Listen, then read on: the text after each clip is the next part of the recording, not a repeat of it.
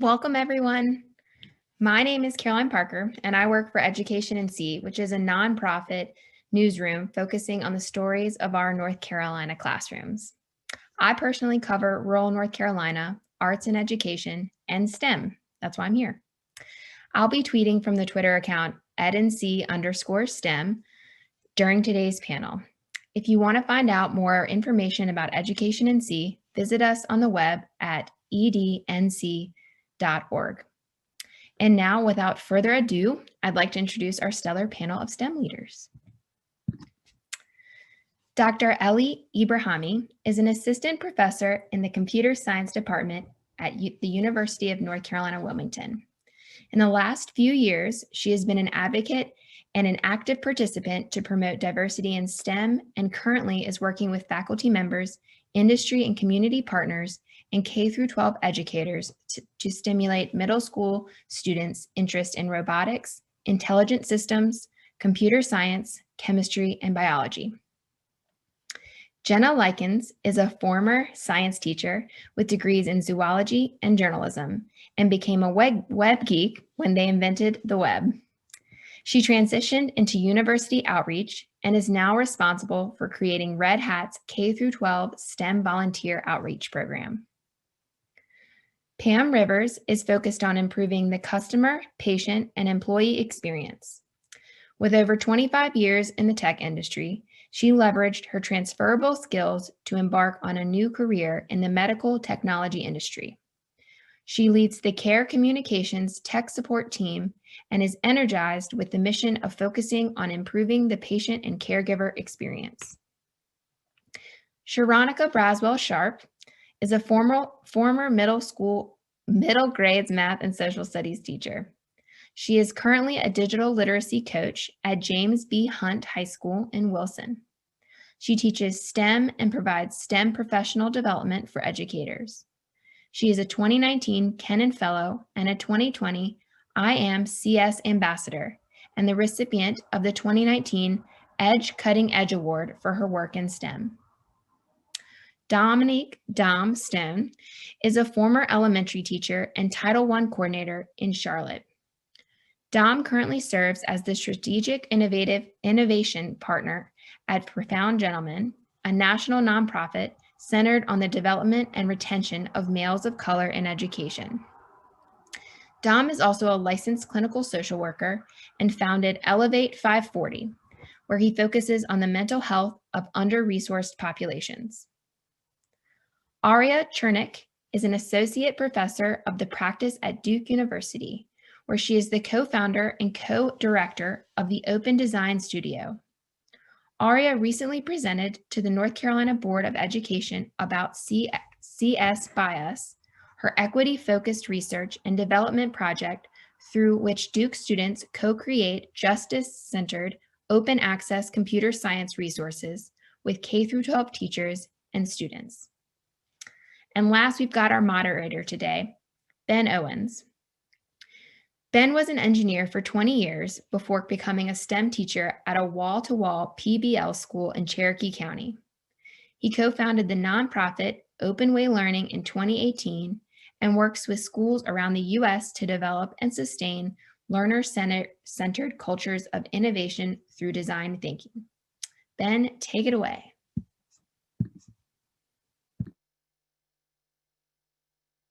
Oops. Thank you, Caroline. I really appreciate the introductions to our esteemed panel.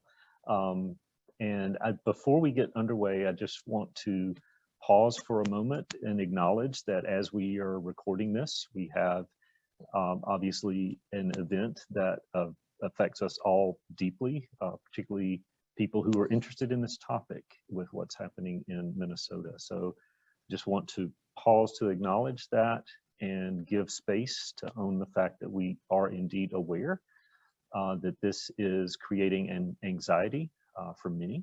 But we want to proceed with this conversation, but please be aware that this affects many of us very deeply, and we want to acknowledge that and hold space for that. So I want to open up the discussion this afternoon by asking a question. You all have logged in given the short blurb of what this topic is all about, but I'm really interested in how each of the panelists perceive this idea of diversity and inclusion in STEM. What does this topic mean to you in terms of context? And why are you passionate about this topic? So Aria, why don't we start with you, and we'll go around and give everybody an opportunity to respond to that question.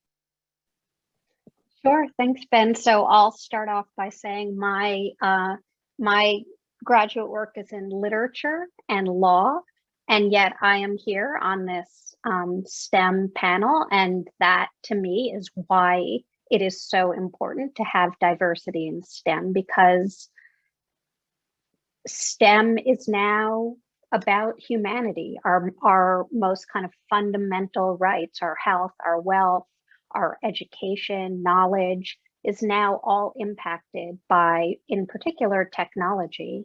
And it's not at all that I think everyone needs to be a developer, but I think everyone needs to have some basic understanding of how technology is impacting our humanity today. And to me, I'm passionate about this, particularly in the education space, because to me, this is a question about self-determination and making sure that all students can have that kind of self-determination, not just in their careers, which we talk about a lot and which is critical, but also in their lives and how they live in the world today.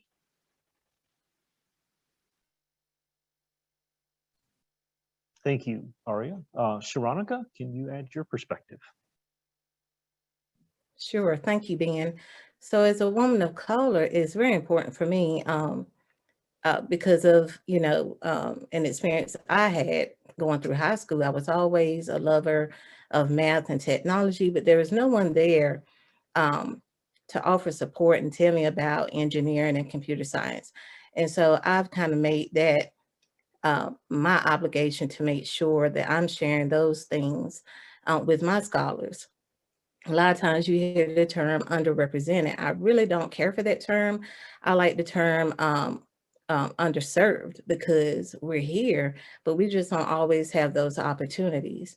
And I think it's very important that we create those opportunities for our scholars, especially, scholars of color and women. Thank you. Ellie, how about your perspective? So I'm going to start with like a personal story. So I grew up in a family who, like all of my siblings are like my parents, all of my family, like second degree family, they were all in a STEM. So for me, it was very natural to go into a STEM. So I started going to, like in my high school, I knew what I wanted to do. And then I went to a university, and like in my class, there were like only 2 more girls in my class. I was like, what? Why there are no more girls? So it was very surprising for me, because I never were introduced to that kind of difference. And then for my PhD, I moved to United States, and to my surprise, I thought like for an industrial country, it's going to be different. And then I came and was like, same story. There are not many women in the STEM. And it was completely got me by, it was shocking to me.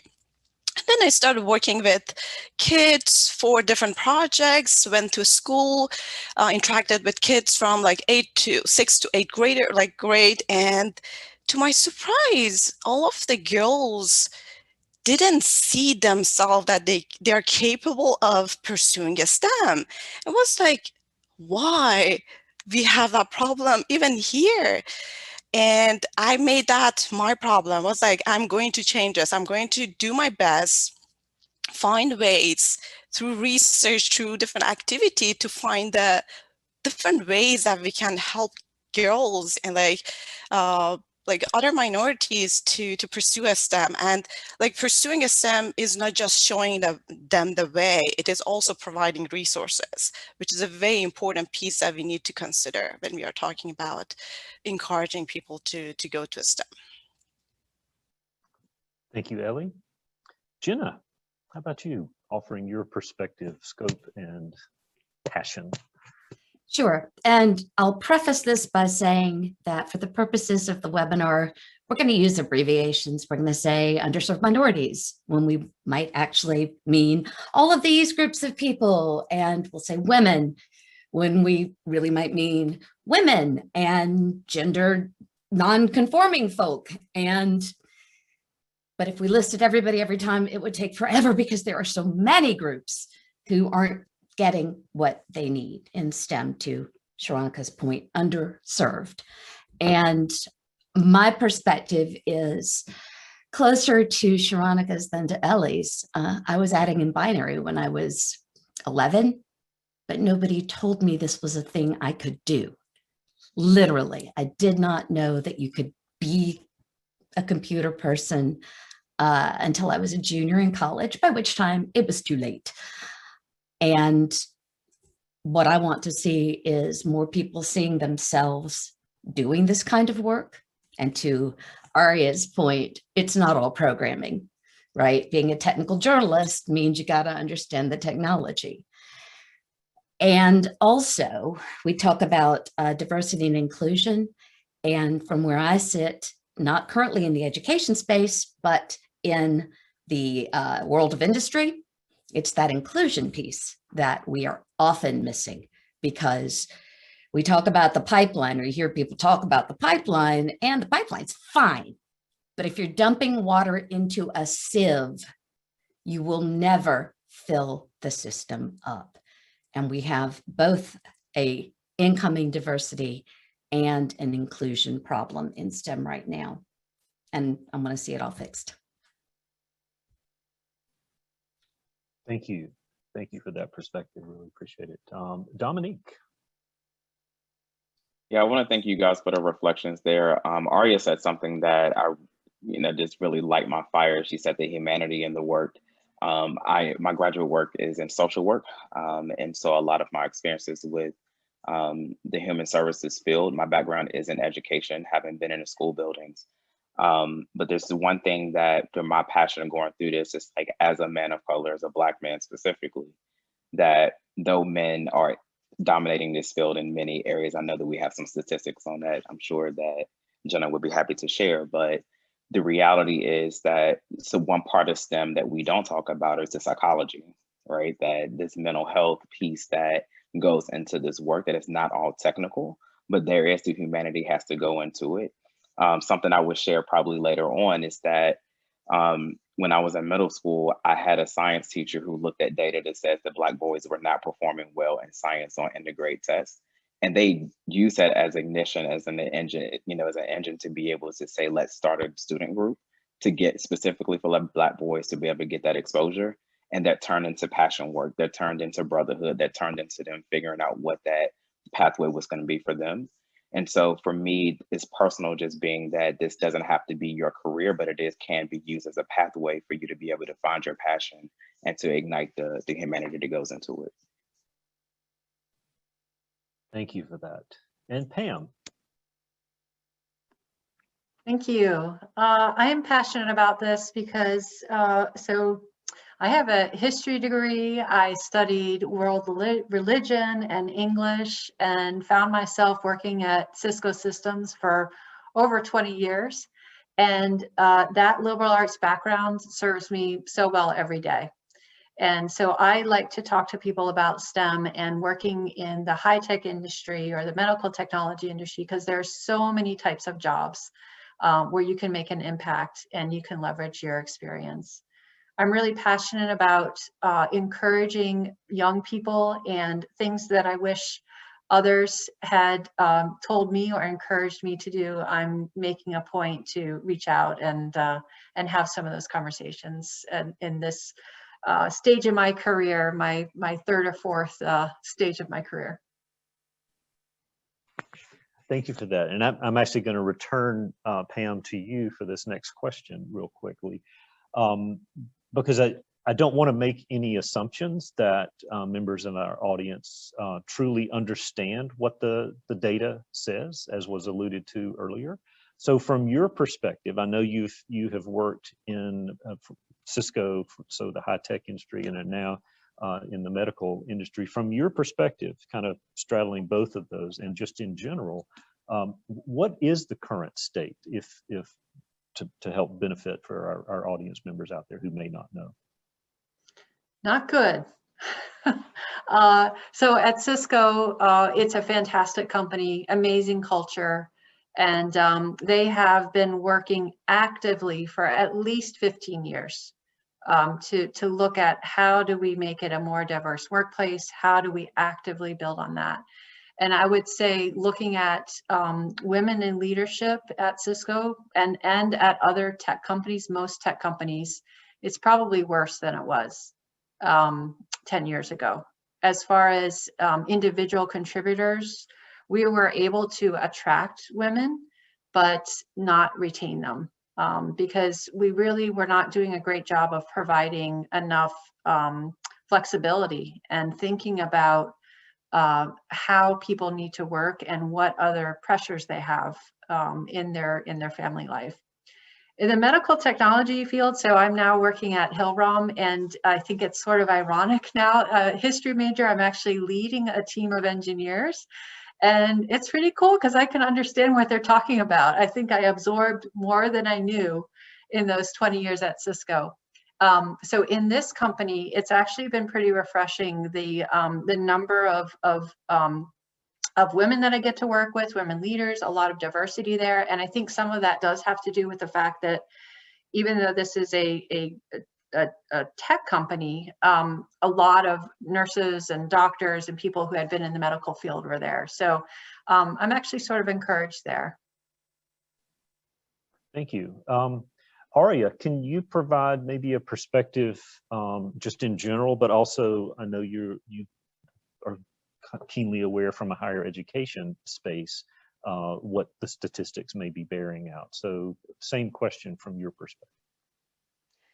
Yeah, absolutely. So yes, I think the statistics are very similar. And I think, we talk a lot about the pathways that bring women and students of color to STEM and higher education aren't there. And so, like obviously it narrows and narrows. And even though, for instance, one thing that I recently learned, Ben, when we were writing a grant together, is that even when there is access in schools to, for instance, computer science courses, Black students take those courses at a much, much less rate than their white counterparts. And so it's not just an access problem, it truly is an engagement problem. And so, I've turned a lot of the work that I've been doing to engagement. And to that point, also I came to this realization accidentally. In fact, I started working on this project called CS by Us, and really it was about education innovation, and it's about teaching justice-centered computer science curricula in K-12, but really it's about like human rights and social justice and education innovation. And it occurred to me that I had at Duke so many female students in my course, so many students of color, much more so than in, like usually there are in computer science courses. And I would talk to students and I realized it's because these topics were speaking to them. These topics around social justice were speaking to students. And I have to say, I have these incredible students who might have a computer science major, but they also have a certificate in human rights or psychology minor, or a literature minor. And I think that is actually making me feel just like a tiny bit more hopeful, but just a tiny bit. Thank you. Sharonica, you alluded to in your introduction your story. So could you speak to what I would assume is a more detailed story around perseverance in your case, or if you have other either colleagues or people in your family who have had similar experiences that you can speak to, given these rather bleak statistics that we just heard about? Absolutely. I do want to touch on what Aria said about we have to make it relevant for our scholars. Okay, it has to be, when I taught math, the question I got all of the time is, where will I use this in the real world? You know, and so just for example, 7th grade math, we were going over proportions. We made slime. You know, that was something that they wanted to do, but they were learning about proportions and fractions at the same time. So we have to make these things relevant, first of all. But going back to my story, again, I always loved math. I always loved technology. Didn't have a clue what I wanted to do with it. I even went into college majoring in computer information science and had no clue again what I wanted to do with that. And it was just a blessing that I got into education. And so, you know, when I think of things like that, I want to be that person that says, hey, what are you interested in? Have you thought about this? You know, and introduce them to some things. As we talked about earlier, is not all technology.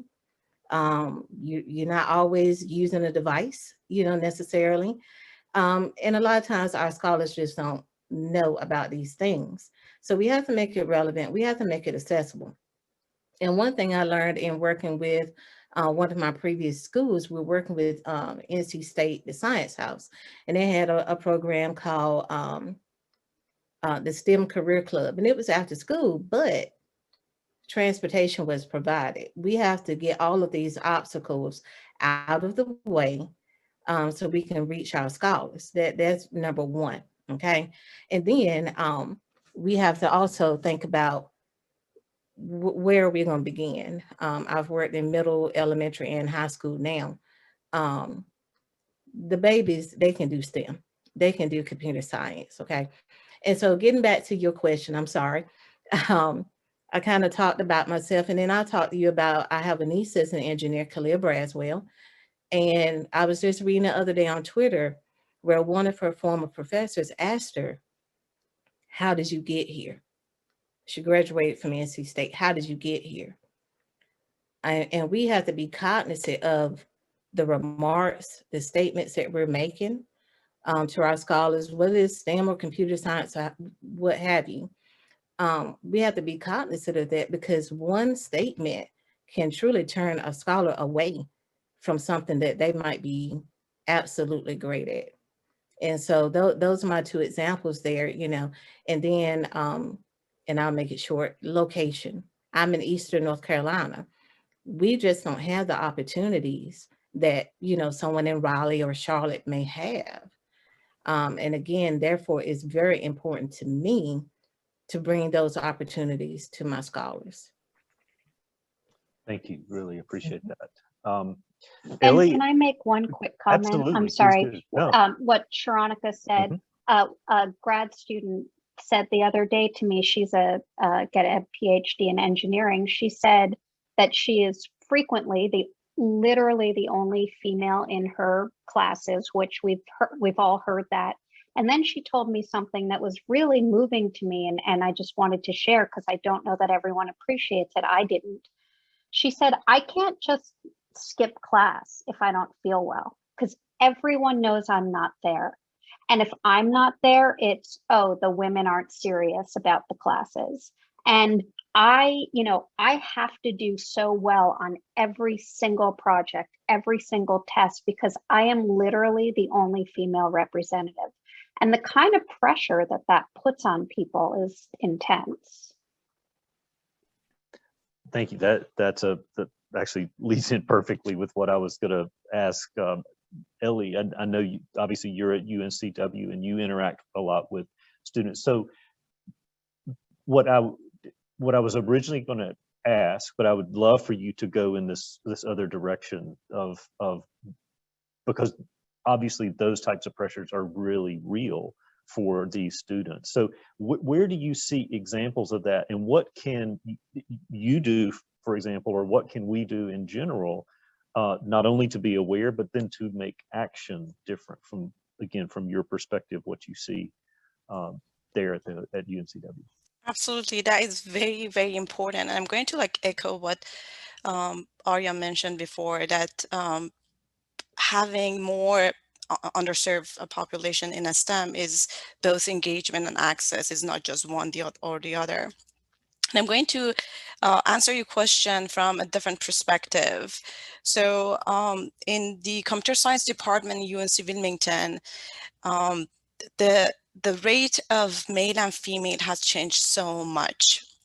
So in fall 2013, we had 15 faculty, and the ratio of male and female was 20% female versus 80% male faculty. And then fast forward to the year that I was hired, fall 2018, it raised the faculty percentage raised to about 30%.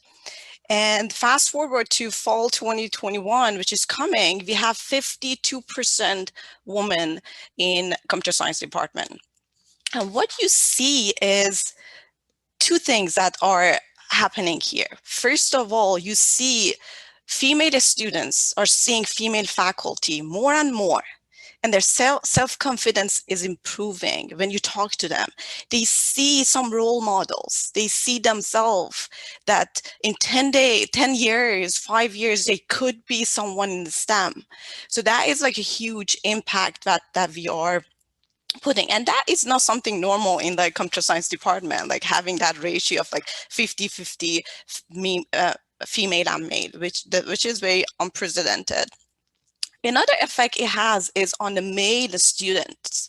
So they see female faculty as their teachers, as someone who knows more than them, who is teaching them, instructing them, like supervising them on different projects. So they see them as someone, they see females, they appreciate their quality instead of their gender. They are like putting the gender aside and looking at quality after a while, because they get used to seeing both male and female faculty, which is very, very important. So in like future, when they go to the workforce, they respect their female colleague, they respect their female bosses, which is very important. So we can change the behavior, we can change all of that by sort of including and having more underserved population to be in all levels, not just the faculty, but also among the students. If we have more female students in class, you feel more comfortable. So like, for instance, you have, if you have only 2 female students in the class, they usually tend to not talk, not to ask questions, because they feel like cornered in that class. But it is my task, it is my job to provide that environment for all of my students to feel that they are welcome, they can talk, they can like speak up, be themselves. Is not about gender. Gender is just, for me, it doesn't exist. It's like you can be whomever you want to be, and it is about your qualities. And I make that very clear in my teaching. So through that, I'm trying to like make sure they understand and they value their knowledge, not what kind of body they have. Jenna, I'm sensing that we're pointing in the direction of some things that may be alluding to the possibility of hope, but I don't want to be overly optimistic. But what could you offer in that perspective of, because I know you are obviously aware of what's happening, particularly in the tech industry, but just in general in this regard. What can you point to that we can say, here are some things that are beginning to turn the tide, perhaps, in the right direction? So in industry, for example, I think we're really lucky because many industries have started to form ERGs, employee resource groups, and those folks are as passionate as you could possibly imagine about getting more people who look like them into these fields. And I've been incredibly lucky in my work because the D&I groups that I work with at Red Hat are, I reach out and I say, I need a speaker to do a career thing about STEM. And I get volunteers from these groups far out of proportion to the representation that they currently have in industry. And that's, I hate it because I don't want the folks to have to do the work. And I'm so thankful for it, because that is the only way you're going to give students the opportunity to see people who look like them being successful. And the phrase, "you can't be it if you don't see it," really means something to me. If there's nobody there who looks like you, if you don't get to hear somebody who looks like you talking about their job and how they did it and how happy they are, then you're not going to think you can do it either. Thank you. Dom, I know this is something that obviously is very near and dear to your heart with the work you do with Profound Gentlemen and other organizations. So what is your perspective in this regard of the possibility of hope, but also that idea of seeing oneself in the space? Why, start maybe there. Why is that important from your perspective? See, I'm holding on to my seat. I don't know if we have enough time for me to express all of my feelings here. So it's like, I'm just like, yes, we could talk about this. I'm going to go on the other end of this, right? Like, we're really talking about elementary. We're talking about middle school. We're talking about high school before you can become that, right? And so like this exposure is the word I'm going to use. And so going back to even my story, right, that you can start, Sharonica talked about clubs, that these clubs that you can start at these early times can really get that avenue to start to bridge like what this possibility can be. And so we're talking about pathways, this is the beginning of that pathway. And so schools who don't necessarily have the time or the resources because they can't bust out because of after school programs, then you can reframe your calendar, right? So that you can build in blocks to where clubs can be a part of third block. Right? Or that if you need a faith-based organization, you build partnerships so these things can happen for the exposure. So that's number one. The second thing that I have related to that is like, I'm delighted to be a part of an organization that believes in this work of you can't be what you can't see. Is a part of our work that we're trying to put men of color in the classrooms so that people can be able to inspire to be that. So I 100% live that every day. And back to not just the practices, but I believe this also starts with the psychological health, right? That if we're talking about this, what's motivating this is the social justice movement that we have that's beyond just this moment. We're really talking about the systematic change that has to happen with this, that we're not just talking about putting people in seats and paying them, but they're actually getting the experience that they want to have in this. And that even if you don't choose this as a career, you have the skill, that you've learned what you need to learn, that you can be a human that's in society that's doing well, right? And that you can give back. And so to me, it's the whole picture. And if you give me 20 minutes, I can keep going, but I'm gonna pause. But thank you for throwing this my way. But I have a lot to add to that. Absolutely, thank you, thank you. Ari, I want to come back to you, and then Pam, I would like you to follow up on this question, because Ari, that we've worked together, I know you're not only passionate about this topic, but of design thinking and open design. Which obviously, for the audience members who may not know, we always start with empathy. So why do you think that is important to this work as a potential model that anybody can use to say, wherever I am in this space, if I simply start with empathy, it points me in a direction that I can affect the type of change that's necessary? Yeah, thanks, Ben. I have a lot to say on this. And I just, when Dom was talking, I was listening, and, it occurred to me just to say it explicitly, maybe like this is a social justice issue. I mean, that's really what we're talking about. And, we talk about diversity in STEM, but we're talking about social justice in our country and globally in depending on the context. So empathy, I don't see how we get to a place of equity without empathy. And, Sharonica brought up this idea of cultural relevance. So when we use empathy, and whether you're using, design thinking or human-centered design or open design, you must understand the lived experiences of the people with whom you're co-creating. And you can only do that through empathy. And I really feel very passionately about the fact that a kind of design methodology is a way that we can together collaboratively create justice-centered learning experiences for students. And I believe it will work, because if we bring in the perspectives of the students, the families, the educators, the leaders with whom we're co-creating, it will be culturally relevant to that local context. And so I think it starts and ends with empathy. And I think, I hadn't thought about it in this kind of necessarily tight way, but I think the way into this is very much it's about empathy. That's what it's about. I think that, yes. And I would love to hear, and feel free to ignore this, Ben, but I would love to hear people's, there's so much talk now about DEI and kind of committees and positions. We're hiring positions in industry around diversity and inclusion.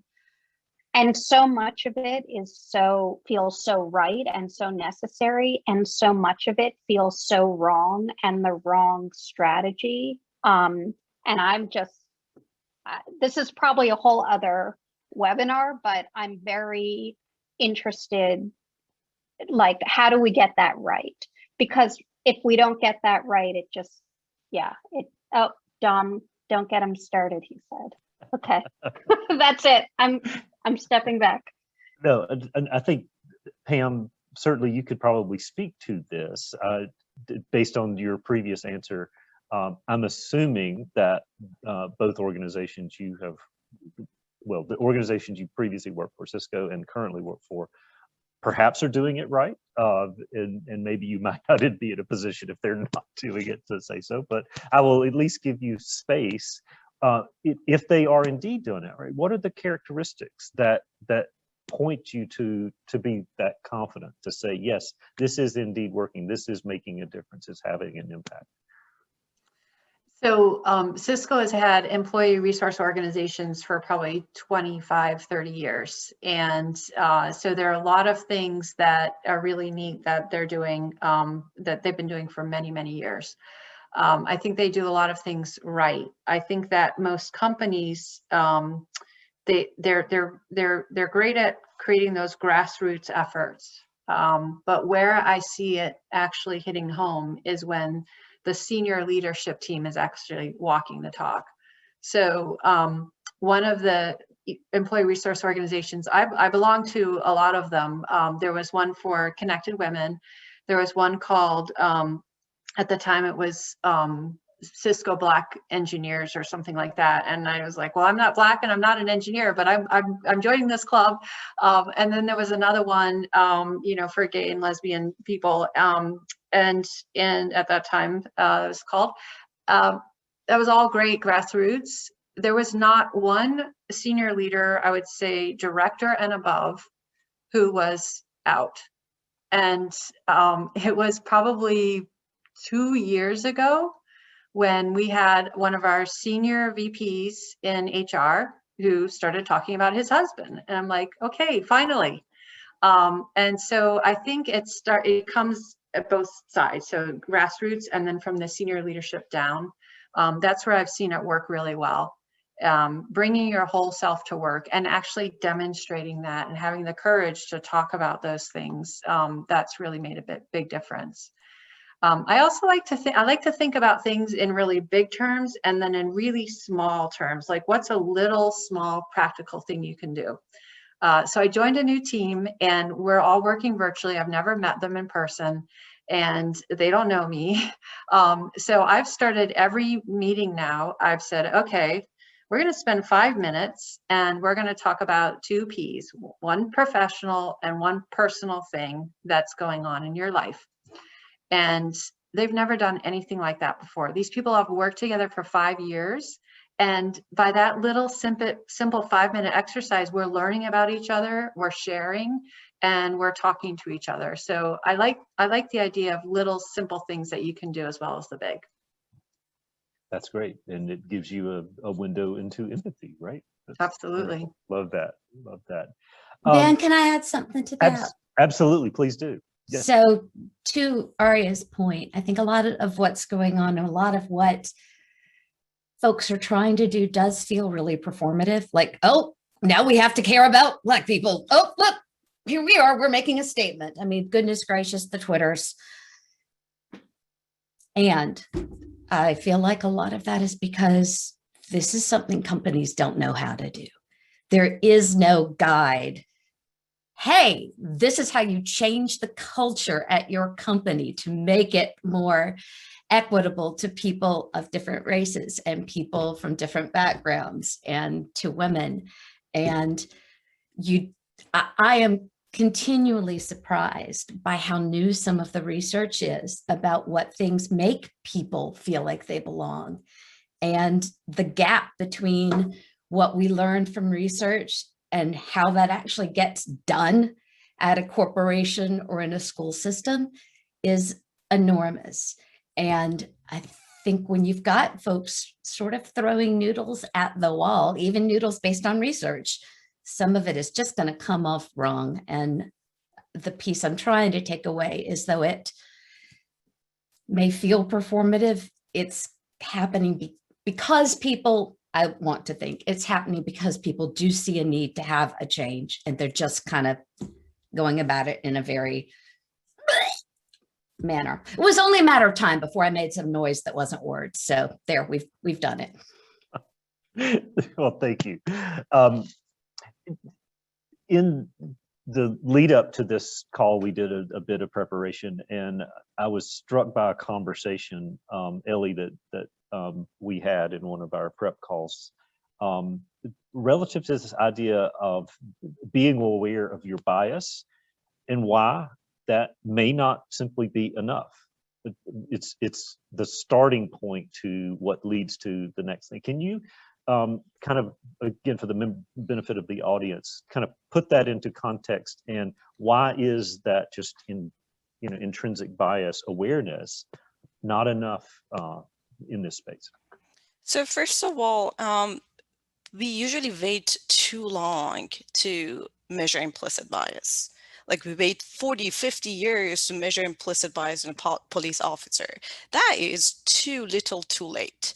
So if we start much earlier with the younger generation and younger kids to measure that implicit bias, because they are innocent kids, they don't have any ideas about the world. Like they have ideas about the world, of course, around them, but the implicit bias is like put in them. So they haven't created that yet themselves. That comes from their environment. So if we can measure that implicit bias early on, is there any way to overcome that implicit bias instead of waiting until they get a job or like so long in their life? So in my research, what I do is I'm creating a tool to be able to measure implicit bias in kids, because like most of the tools that we have are to measure the implicit bias for adults, not for kids. They are not appropriate for kids. They are more reading, understanding some difficult words and stuff. So can we measure that for kids? And then after we measure that, how we can like overcome that implicit bias, what kind of implicit bias they have. So like going through that and basically sort of changing the narrative around the minorities, about underserved population, can we help the future generation?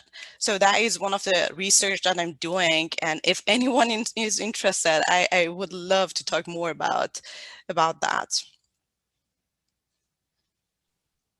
Sharonica, how would you see something, not only in terms of something like implicit bias, but things that sometimes, back to this idea of perhaps just giving lip service to something as instead of actually truly having the hard conversations that we need to have. From your perspective as an educator, how would you speak to that? Well, I would say, just for example, the conversation we kind of had before we went live, we're just going to have to be brutally honest, to get past this. And I think, these industry corporations, they're going to have to put their money where their mouth is. They're going to have to support these HBCUs that have engineering, computer science programs and STEM programs. They're going to have to, work with these rural counties that need help implementing STEM and computer science. Because the fact of the matter is, and I saw this with my own eyes as I did an internship with Cahan in Tarboro, North Carolina. I was there for 3 weeks. So I was fortunate enough where I was able to go through every department at the plant. And the one question the one answer that I heard to my question multiple times was they were getting people that were not qualified to perform the jobs. There were plenty of jobs available, but they didn't, the applicants just weren't qualified. And this goes beyond talking about women and minorities. This is overall. And with everything going to where it is within careers, we have to prepare our scholars, and again, that goes back to meeting them where they are. This has to begin in elementary school. And then part of that goes to educating the educators. And that's one thing that I work to do to make them comfortable with implementing STEM computer science in their core courses. Kind of goes back to what Aria said about the right thing to do and the wrong thing to do. There's so many components. But I think, if industry really put their money where the need is, that would be one place to start to get those resources out there to the community. Thank you. I know we're coming up on the end of our conversation together, and I want to end the questioning with kind of a call to action from your perspective. Again, the work that you are doing in this space, the passion you bring to this this work in general, and a chance to elevate anything that you have heard this evening. So what is that call to action?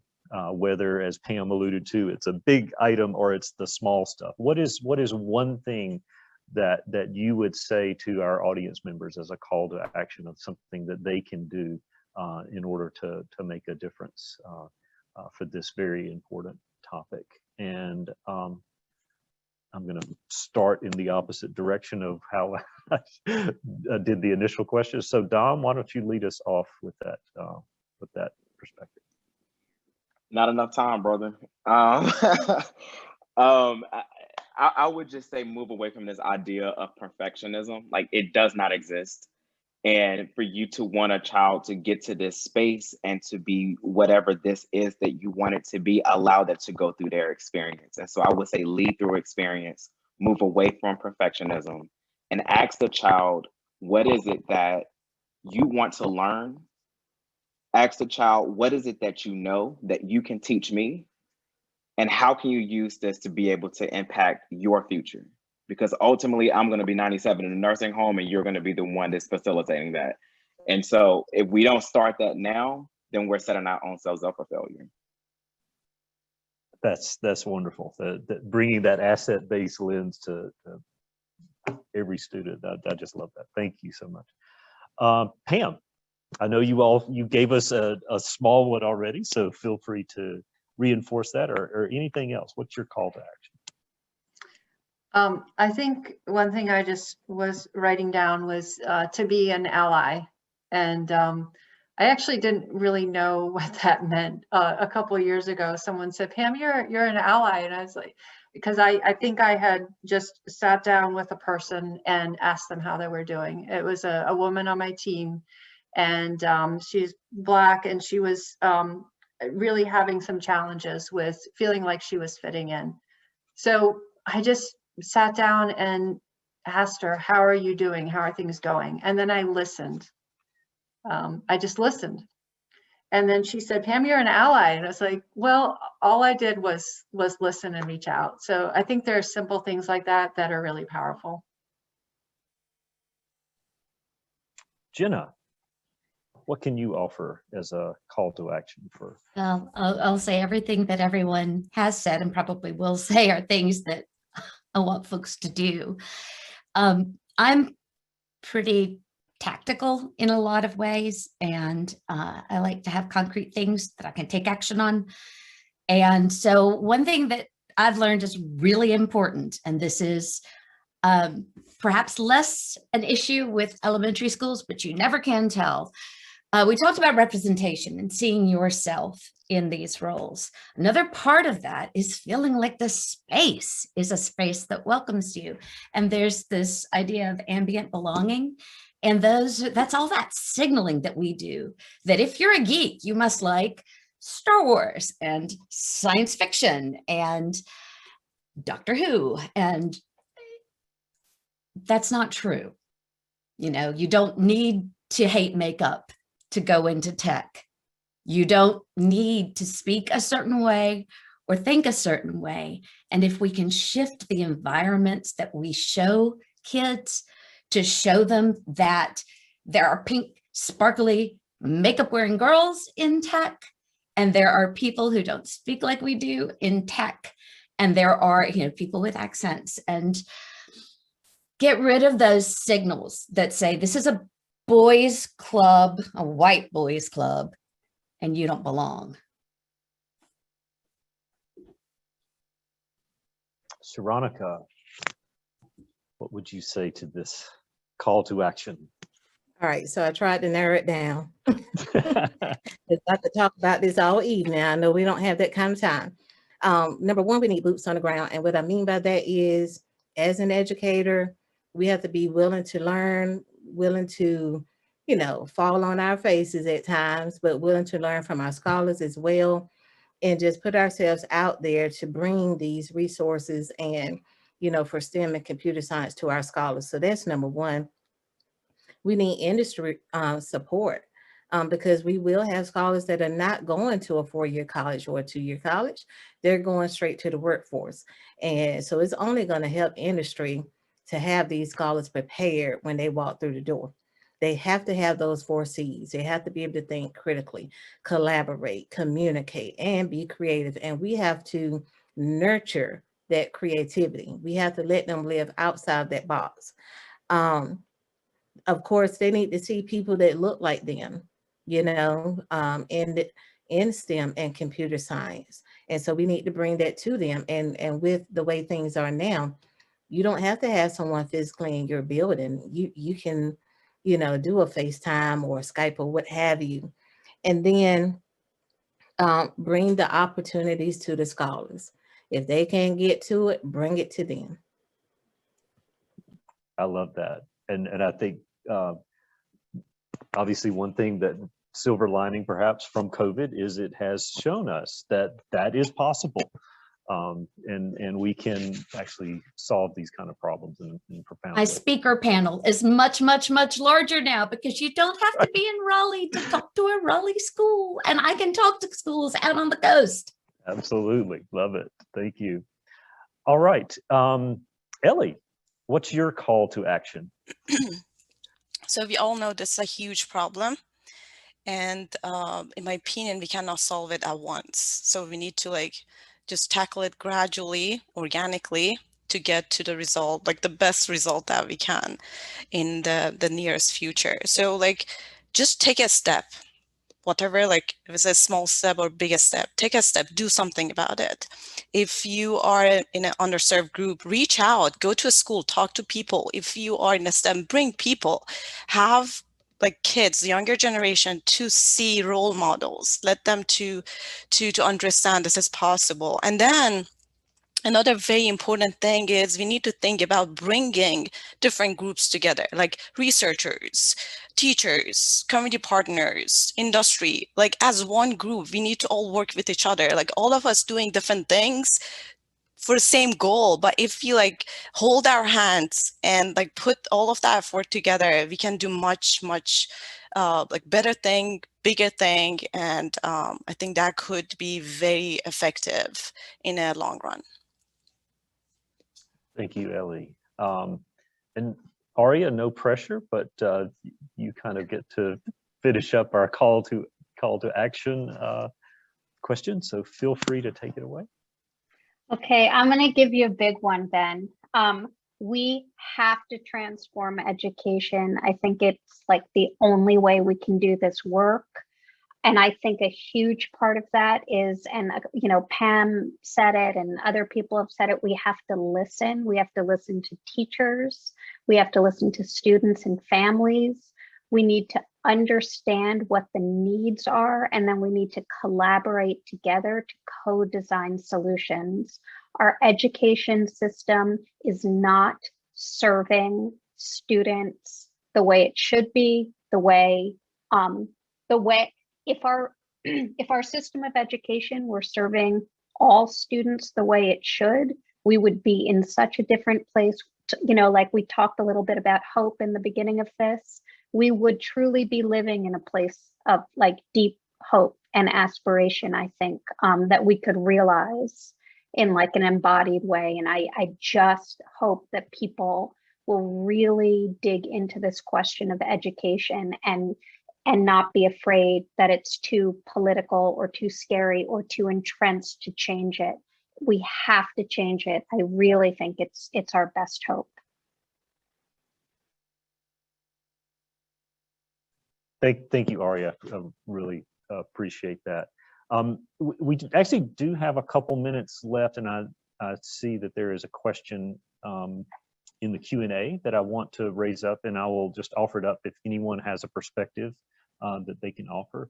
The question from Don: how can we get more STEM corporations to attend STEM competitions and, as last semester, pre-graduation events to recruit folks? So if anybody has a perspective that they can specifically answer that, let's hear it. I'll quickly take it. So reach out, just reach out and keep on trying to reach out. If you don't hear from someone else, reach out. You can use LinkedIn and we'll connect you. Reach out to me. I'm at Hillrom. I would love to talk to you. Awesome. Okay, well, I think we're approaching the top of the hour, and I want to now turn it over back to our good friends at NC. And before we do, thank you, panelists. This has been a wonderful conversation. It is, it just warms my heart to hear so many passionate people that truly understand what we can do to make a difference here. So thank you for that. Thank you, NC, for sponsoring this wonderful conversation. And Annalisa, with that, I'll turn it back to you. Thank you, Ben. Thank you all so much for joining us tonight for this important conversation. A full recording of the event will be available on our website, which is ednc.org, and we will also email that recording to all registrants as well. We hope you have a wonderful evening, and thank you again.